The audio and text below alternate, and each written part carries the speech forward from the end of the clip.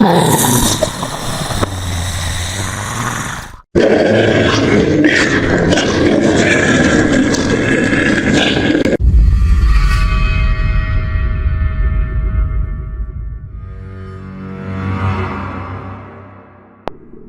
back to Khalish Amar Channel.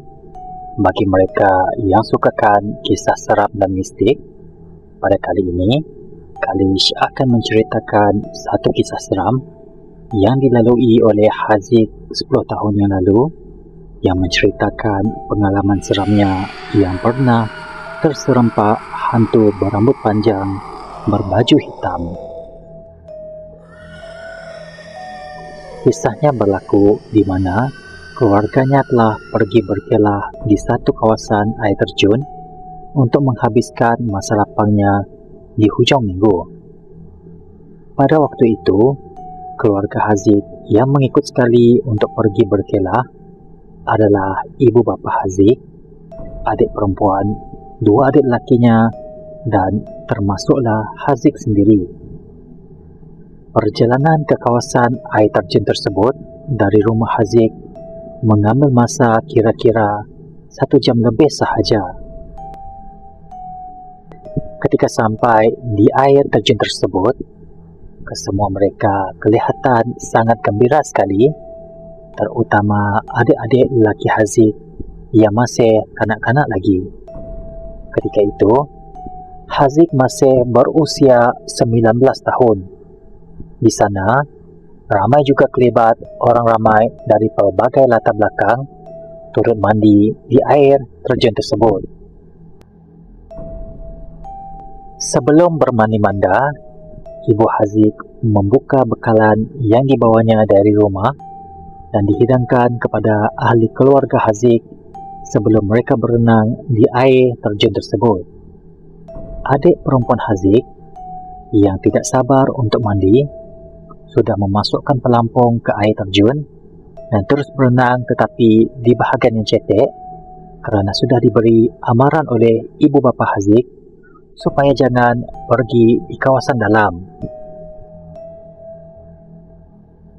Selepas kenyang makan bekal yang dihidangkan oleh ibu Haziq, Haziq pun lantas membuka baju dan hanya memakai seluar pendek dan mendekati adik-adiknya yang sedang bermandi-manda di air terjun itu. Setelah beberapa minit berenang di tepi adik-adiknya, Haziq terpandang satu kawasan air terjun dan seolah-olah hatinya tergerak dan terpanggil untuk pergi ke sana. Dengan pantas, Haziq berenang ke kawasan itu dan ia agak dalam sedikit berbanding tempat adik-adiknya yang berenang yang masih lagi di paras yang cetek. Tetapi Haziq tidak khawatir kerana dia seorang yang mahir berenang dan tidak ada masalah sekiranya berenang di bahagian air terjun yang dalam.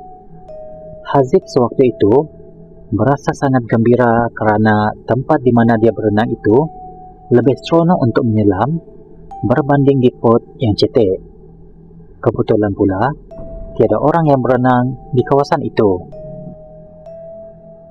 Ketika asyik berenang dan tenggelam di kawasan air terjun itu, Haziq terasa kakinya seperti ditarik-tarik, lantas dia pun terus cemas dan kepalanya kembali timbul semula di permukaan air. Lama-kelamaan, Haziq dapat merasakan dengan jelas seperti ada tangan yang sedang menggenggam kakinya dengan kuat dan cuba menarik kakinya masuk ke bahagian dalam air terjun. Oleh kerana terkejut, kaki Haziq yang masih terkapai-kapai berenang di dalam air terus menerajang tangan yang menggenggam kakinya dan kepalanya terus timbul di permukaan air. Setelah timbul di permukaan air terjun dengan nafas yang tercungap-cungap, waktu itu Haziq membuka matanya yang masih dalam keadaan kabur dan samar-samar. Haziq terpandang satu sosok wanita berambut panjang dan gigi bertaring sedang mendekatinya. Pada mulanya, Haziq menyangka ia adalah rambut hitam adik perempuannya, tetapi setelah melihat dengan jelas, ternyata adik perempuannya sudah berhenti mandi dan sedang berada di sebelah ibunya yang sedang makan di tepi air terjun. Jadi, siapakah wanita berambut panjang itu? Dan wanita yang berambut panjang itu berenang mendekati Haziq. Setelah sosok itu semakin dekat dengan Haziq, barulah Haziq melihat dengan jelas wajah wanita berambut panjang itu tersangatlah hodoh dengan dua taring panjang di bibirnya, kelihatan bengis melihat Haziq. Perasaan Haziq semakin cemas dan dia berasa seolah-olah seperti ajalnya sudah sampai. Haziq mulai cemas dan tangannya terus menerkam batu-batu besar yang berdekatan dengannya dan kakinya menendang-nendang dengan sekuat hatinya ke muka perempuan berambut panjang yang menghampirinya. Oleh kerana mungkin berasa sakit dengan tendangan kaki Haziq, maka wanita yang berambut panjang itu terus menenggelamkan diri dan hilang dari pandangan Haziq. Haziq yang dalam keadaan ketakutan terus cepat-cepat pergi berenang mendekati keluarganya yang sedang berehat di tepi air terjun. Waktu itu, Haziq kelihatan cemas dan nafasnya seperti tercungap-cungap kerana berasa sangat takut. Dalam masa yang sama, ibu Haziq yang sedang berada di tepi air terjun seperti terlihat ada satu sosok wanita berambut panjang berbaju hitam sedang bertenggek di atas pokok, sedang memerhatikan manusia-manusia yang sedang mandi. Tetapi ibu Haziq masih was-was dan mungkin berfikir seperti dia sedang berkhayal. Haziq yang sedang meninggalkan kawasan tempat dia berenang pergi ke tebing dan memberitahu keluarganya supaya mengemas kesemua bekalan dan barang yang telah dibawa mereka dan meninggalkan kawasan air terjun itu. Oleh kerana perasaan aneh dan tidak sedap hati, ibu Haziq pun berkata kepada ayah Haziq dan adik-adiknya untuk berkemas balik. Ayah Haziq cuba bertanya, tetapi ibu Haziq berkata dia tidak sedap hati dan dia akan menceritakan apa yang dilihatnya sebaik mereka masuk kereta nanti. Ayah Haziq, adik-adik Haziq pun menuruti permintaan Haziq dan ibunya. Tanpa berfikir panjang, mereka semua pun kembali ke kereta mereka untuk balik ke rumah. Di dalam kereta, Haziq menceritakan bahawa ketika menyelam dan berenang seorang diri di satu kawasan air terjun, dia telah ditarik oleh satu lembaga wanita berambut panjang ke dalam air tersebut dan sempat menyelamatkan diri kerana telah menerajang makhluk itu.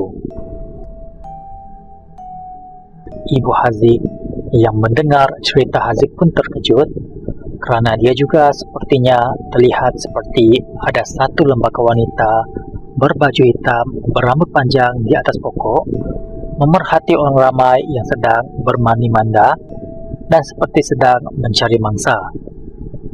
Mendengar cerita ibu Haziq dan Haziq, ayah Haziq berkata bahawa itu adalah puaka air terjun yang sedang mencari mangsa.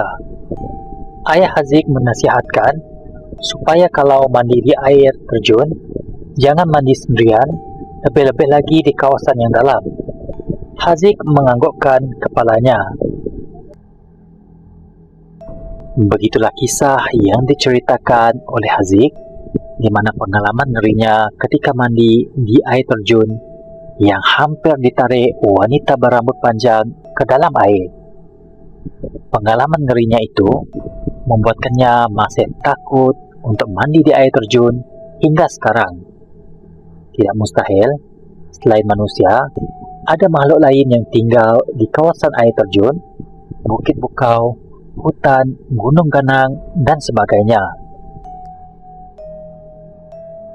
Sebagai umat Islam, kita dinasihatkan untuk membaca doa pelindung diri dan berserah diri sepenuhnya kepada Allah Subhanahu wa Ta'ala apabila pergi ke sesuatu tempat yang mungkin dihuni oleh makhluk jin.